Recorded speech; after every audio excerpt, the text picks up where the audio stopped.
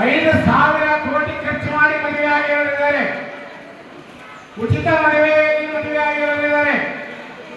ಇಲ್ಲಿ ಮದುವೆ ಆಗುವಂತ ಸಂದರ್ಭ ಇದೆಯಲ್ಲ, ಇದು ಎಲ್ಲರ ಮನಸ್ಸಿನಲ್ಲಿ ಅಚ್ಚಳಿಯಲ್ಲಿ ಉಳಿಯುವಂತಹ ಸಂದರ್ಭ ಇದೆ.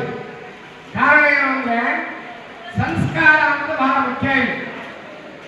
ಯಾವ ಸಂಸ್ಕಾರದಿಂದ ಆ ಮದುಮಕ್ಕಳಿಗೆ ಈ ಒಂದು ಆಚರಣೆಯ ಮೂಲಕವಾಗಿ ಮದುವೆಗಳನ್ನ ಕಲ್ಯಾಣ ಮಹೋತ್ಸವನ್ನ ಮಾಡುವ ಅದೇ ದಾರಿಯಲ್ಲಿ ಆ ಜೋಡಿಗಳು ಹೋಗ್ತಾನೆ ಇರ್ತವೆ.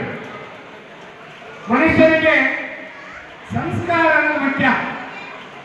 ನೋಡಿ, ಒಂದು ಊರಲ್ಲಿ ಒಬ್ಬ ಶ್ರೀಮಂತ ಇದ್ದ. ಆ ಶ್ರೀಮಂತನಿಗೆ ಒಬ್ಬ ಮಗ ಇದ್ದ. ಆ ಮಗನಿಗೆ ಈಗ ಮದುವೆ ಆಯಿತು. ಮದುವೆ ಆದ ಮೇಲೆ ಆ ಮನೆಗೆ ಬಂದಿರ್ತಕ್ಕಂಥ